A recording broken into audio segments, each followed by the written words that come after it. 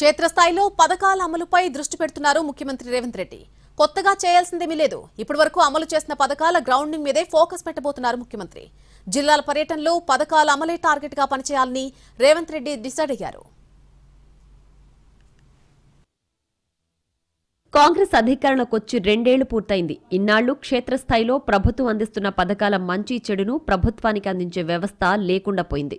ప్రస్తుతం సర్పంచ్ ఎన్నికలు నిర్వహించడంతో 8,000 పైచులకు మంది సర్పంచులను కాంగ్రెస్ గెలుచుకుంది. దీంతో వాళ్లను పునాదిరాళ్లుగా వాడుకోవాలని సీఎం రేవంత్ రెడ్డి డిసైడ్ అయినట్లు కనపడుతోంది. ప్రభుత్వ పథకాలు, ప్రభుత్వ పనితీరును జనంలోకి తీసుకువెళ్లేది వాళ్లే కావడంతో పూర్తి స్థాయిలో పథకాల అమలుపై పనిచేయాలని నిర్ణయించుకున్నట్లు తెలుస్తోంది. కొడంగల్ సభలో ఇదే అంశాన్ని ఆయన స్పష్టం చేశారు. ఈ రోజు రాష్ట్రానికి నాయకత్వం వహిస్తున్న మనము వివక్ష చూయించొద్దు, అందరిని కలుపుకొని పోదాం, అందరిని కుటుంబ సభ్యులుగానే భావిద్దాం.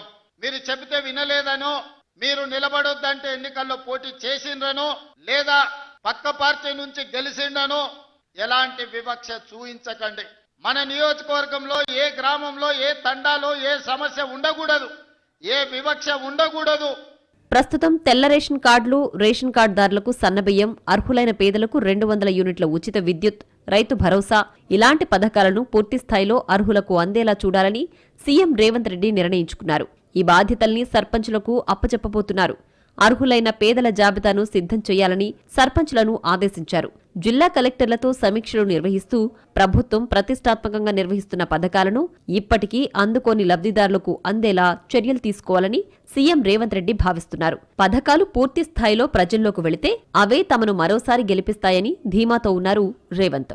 2029లో మళ్లీ అధికారంలోకి వస్తామంటూ ఆయన ధీమాగా ప్రకటించడం వెనుక కూడా అదే వ్యూహం కనపడుతోంది.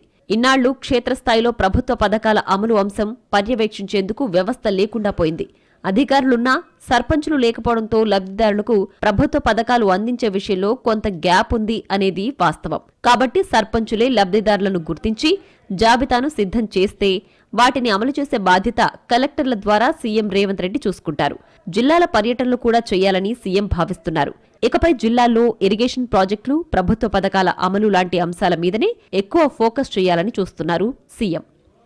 సర్పంచ్ ఎన్నికలు సీఎం రేవంత్ రెడ్డికి కొంత బూస్ట్ ఇచ్చాయి. దీంతో క్షేత్రస్థాయిలో ఏం జరుగుతోంది, ఏం చెయ్యాలి అనే దానిపై కొంత స్పష్టత వచ్చింది. ఇక జనంలో ఉండడం, పథకాలను అర్హులకు అందించేలా చూడడమే లక్ష్యంగా పని మొదలుపెట్టారు సీఎం.